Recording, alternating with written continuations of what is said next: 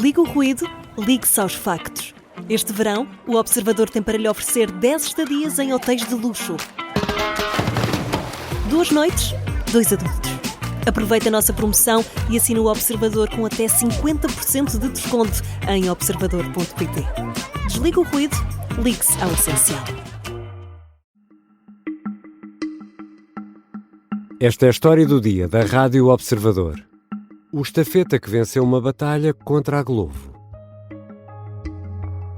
O Supremo Tribunal de Justiça reconheceu como contrato de trabalho a ligação entre um estafeta e a Glovo, uma plataforma eletrónica que serve de intermediário entre restaurantes, supermercados e clientes, isto entre outras funcionalidades.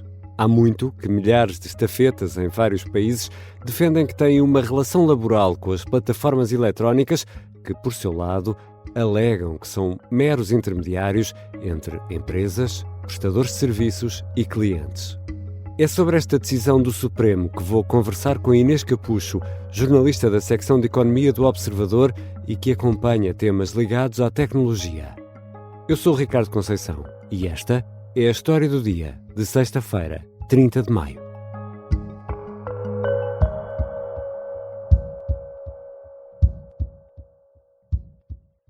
Bem-vinda, Inês. Obrigada, Ricardo. Inês, para percebermos como tudo isto funciona, explica-nos qual é a relação entre estafetas e plataformas como a Glovo, que neste caso estamos a falar de entregas de refeições, artigos de supermercado, até entrega de artigos entre a pessoa A e ponto B e a pessoa B. Como é que tudo isto funciona? Então, os estafetas inscrevem-se na plataforma e têm de cumprir determinados requisitos. Por exemplo, têm de ser maiores de idade, têm de ter um transporte próprio, como as bicicletas elétricas, e também têm de ter uma mochila térmica para levarem os alimentos. Essa mochila é do próprio estafeta? Correto. Não é das empresas? Não, e podem ter ou não o logotipo da plataforma. Depois ligam à aplicação, aguardam que cheguem os pedidos de entrega, dirigem-se ao local e depois à morada da entrega. Portanto, é este o processo, mas o que há a notar é que não existe aqui um contrato de trabalho. Portanto, o estafeta é um prestador de serviços para a empresa. É alguém que se inscreve para prestar aquele serviço.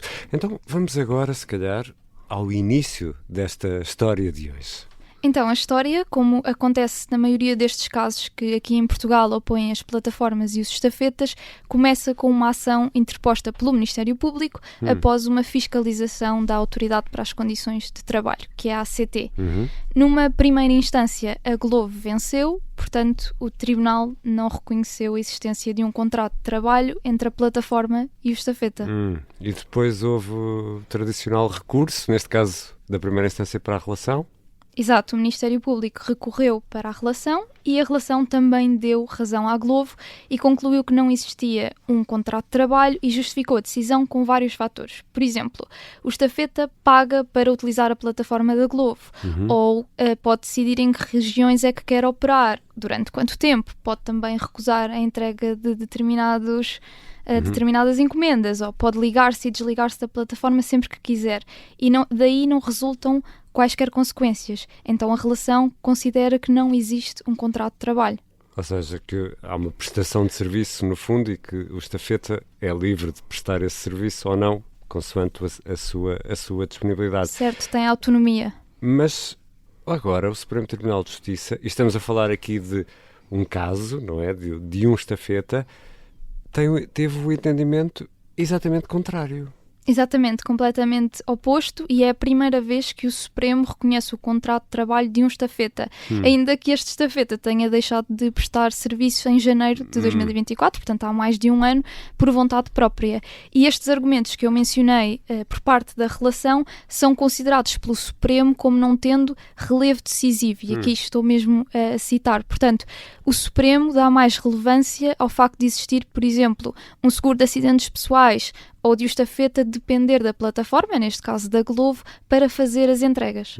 Ou seja, o Supremo entende então que há uma, vou dizer assim, não sei se estou a cometer um erro jurídico, há uma relação contratual, neste caso de trabalho, entre a pessoa que se inscreve na plataforma e a plataforma, é isso? Pelo menos no caso deste estafeta em concreto, sim, pela dependência que tem da aplicação para poder prestar o serviço. Ou seja, o trabalho não existe se não houver essa ligação à plataforma. É assim Esse que é o entendimento do Supremo. O Supremo entende, correto. Mas Inês, o que é facto é que os estafetas, vamos pôr assim, trabalham quando querem, não é? Não respondem ao chefe, ou respondem? Não, e o Supremo diz mesmo que o estafeta depende economicamente da Glovo, dos serviços que prestava, mas também diz que a existência de um horário de trabalho não é um elemento essencial para um contrato de trabalho. Ou seja, obviamente não existe um horário de trabalho e o estafeta pode ligar-se e desligar-se quando quiser, mas que isso não é decisivo para determinarmos se existe ou não um contrato de trabalho. E a mesma coisa com a taxa de utilização da plataforma. Ou seja, o Supremo reconhece que o estafeta paga uma taxa, mas diz que esse fator, por si só, não pode ser decisivo para dizermos que o estafeta tem ou não um contrato de trabalho. E no fundo entendo que esta pessoa trabalhava para a Globo. Podemos pôr as coisas assim. Exatamente, sim. Mesmo que tenha recusado mais de 2.000 serviços ao longo do tempo... Este estafeta? Correto. Ao longo do tempo em que prestou os serviços, isso também não prejudica esta relação que o Supremo entende que existe. Porque no fundo também não há aqui um trabalho por objetivos, ou seja, aquela pessoa não tem um objetivo definido ou uma meta definida, no fundo vamos dizer assim, sou eu a dizer que está contratado para prestar um serviço, mas não tem uma meta financeira. Sim, né? Ou seja, poderia fazer os serviços... Vou pôr aqui o exemplo, tal como nós, quer dizer, não temos uma meta, temos que apresentar uma história do dia todos os dias, mas não temos que apresentar 5 ou 6, não é? Exato. É isso. Sim, ou seja, podia fazer os serviços que melhor lhe aproveram, mas recusar aqueles que ou estavam demasiado longe do sítio onde estava, ou não sei, podia recusar o que não queria fazer. Já voltamos à conversa com Inês Capucho, jornalista da secção de Economia do Observador. Que consequências poderá ter esta decisão do Supremo Tribunal de Justiça para esta atividade?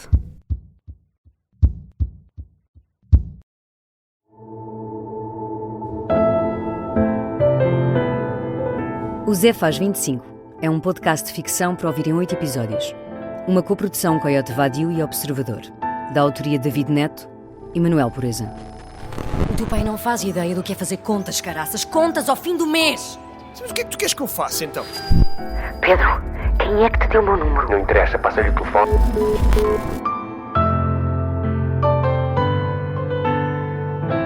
Com as vozes de Tiago Teotónio Pereira, Paulo Calatré, Beatriz Godinho e a minha, Sara Matos. Episódio 2. Amor às cegas. Onde é que tu andas, Zé? Este podcast de ficção tem o apoio da Citroën. Estamos de regresso à conversa com a Inês Capucho, jornalista da secção de Economia do Observador. E Inês, o que diz a Glovo perante esta decisão do Supremo? A Glovo reagiu rapidamente e disse que vai continuar a defender a legalidade do modelo como opera, para alterar a decisão do Supremo, e também disse que esta decisão analisa apenas um caso em particular, ou seja, que não é uma decisão uniformizadora. E, além disso, indicou também alguns dados, nomeadamente o facto dos tribunais da primeira instância já terem proferido, segundo a própria Glovo, mais de 300 sentenças que lhe são favoráveis, e os acórdãos da segunda instância também são maioritariamente favoráveis à empresa, segundo a própria. 300 na primeira instância. E há ainda hipótese de, eventualmente, pedir a intervenção do Tribunal Constitucional, neste caso, isto pensando em mais recursos. Já sabemos que no mundo judicial dá para ir tentando por várias formas, não é? Bem, é o que o Observador conseguiu apurar. A Glovo ainda está a avaliar quais é que são os próximos passos e acredita que os próximos acórdãos, porque há mais processos pendentes no Supremo Tribunal, podem ser diferentes, ou seja, que o Tribunal ainda pode decidir a seu favor. O Tribunal, neste caso, o Supremo.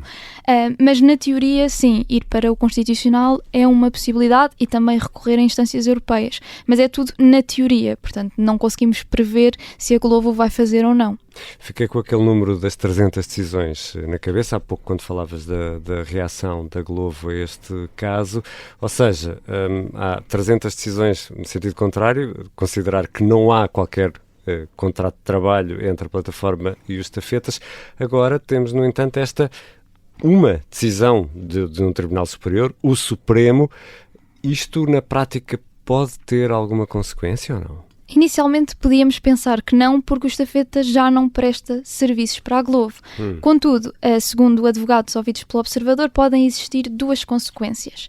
A primeira é que o estafeta pode entrar com uma ação para reclamar créditos laborais, ou seja, porque o serviço que prestou pode já não ser classificado como uma mera prestação de serviços e passará a ser qualificado como um contrato de trabalho. Em segundo lugar, a Glovo pode vir a ser obrigada, caso seja notificada, a pagar contribuições devidas à Segurança Social pelo contrato de trabalho que agora foi reconhecido pelo Supremo Tribunal de Justiça.